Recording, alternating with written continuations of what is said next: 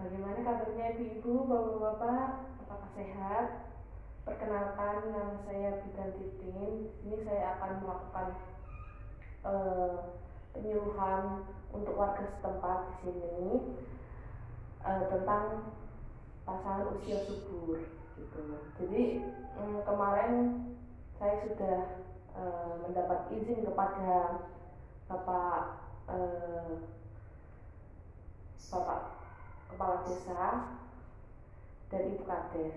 Terima kasih ya, terima kasih untuk Bapak Kepala Desa dan Ibu Kades yang hadir turut serta partisipasi kita.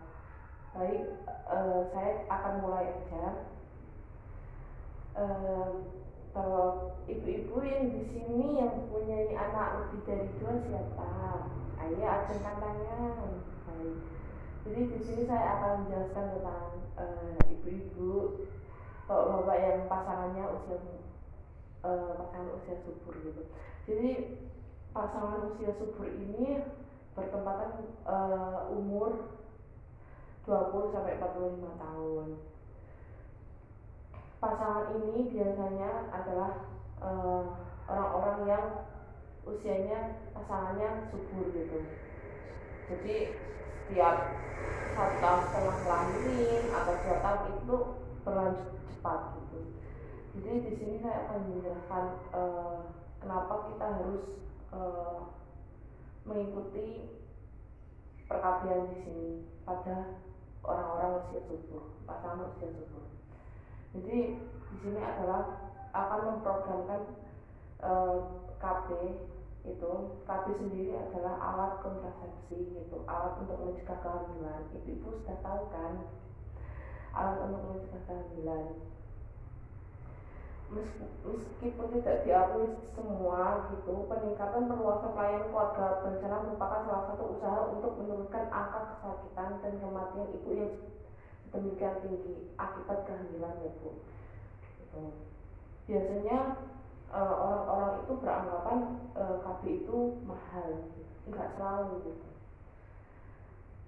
KB itu enggak selalu mahal gitu. Ada tingkatan-tingkatannya gitu. KB itu biasanya orang Islam itu beranggapan menjadi alasannya gitu. Banyak alasan yang tidak ikut KB. Terutama itu yang pertama adalah alasan ekonomi. Kenapa? Karena di Indonesia itu negara berkembang yang biasanya itu angka ekonominya agak turun gitu. Jadi pasti alasannya pertama ekonomi, yang kedua itu kurang pendidikan, itu pasti.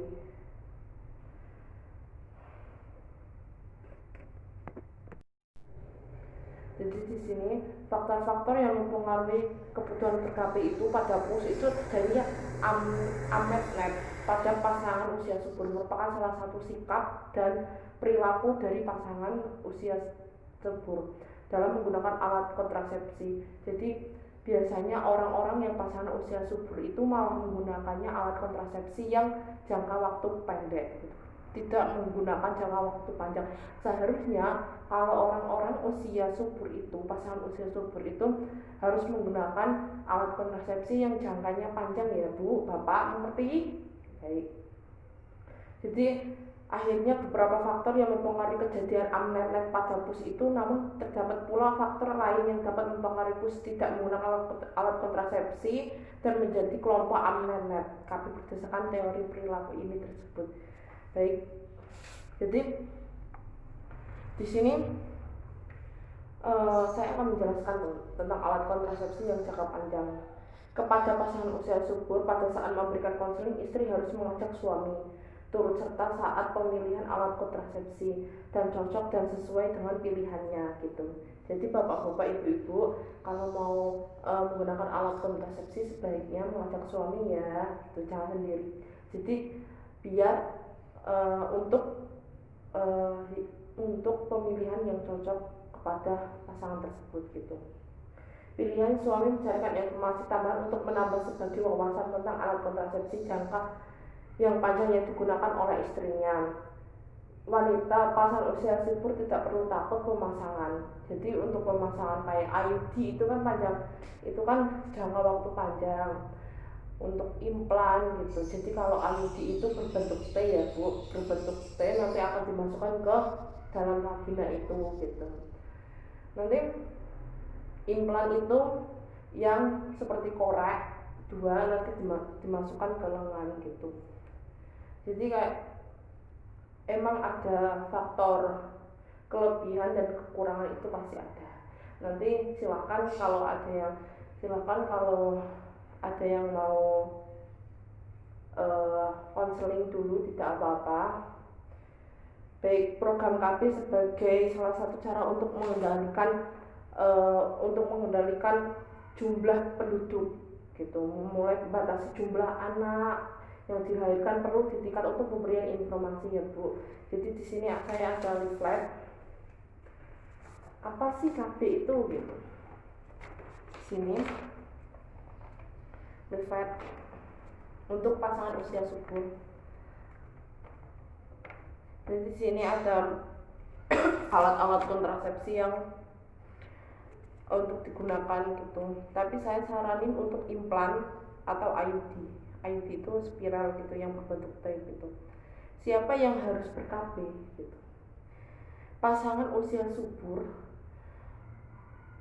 20 sampai 45 ya Bu gitu. Jadi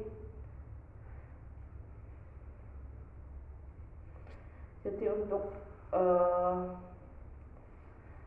IUD di sini, untuk IUD itu bisa untuk ibu yang setelah melahirkan itu bisa gitu. Jadi saya harap untuk menggunakan IUD atau implan baik. Jadi untuk ibu-ibu bapak-bapak di sini biasanya pasangan usia subur ini adalah tergolong yang berpendidikannya rendah gitu. Jadi tidak tahu wawasan gitu. Makanya saya untuk menjelaskan apa itu sih tentang alat kontrasepsi, perkawinan gitu. Apa sih pasangan usia subur itu gini. Untuk mengurangi jumlah penduduk ya Bu gitu. Jadi tidak perlu khawatir, tidak perlu takut gitu untuk memasang alat kontrasepsi. Dan kita sudah menyediakan berbagai klinik, puskesmas, bidan gitu untuk melakukan konseling gitu. Jadi mengajak suami gitu untuk memberikan apa yang cocok untuk alat kontrasepsi tersebut gitu.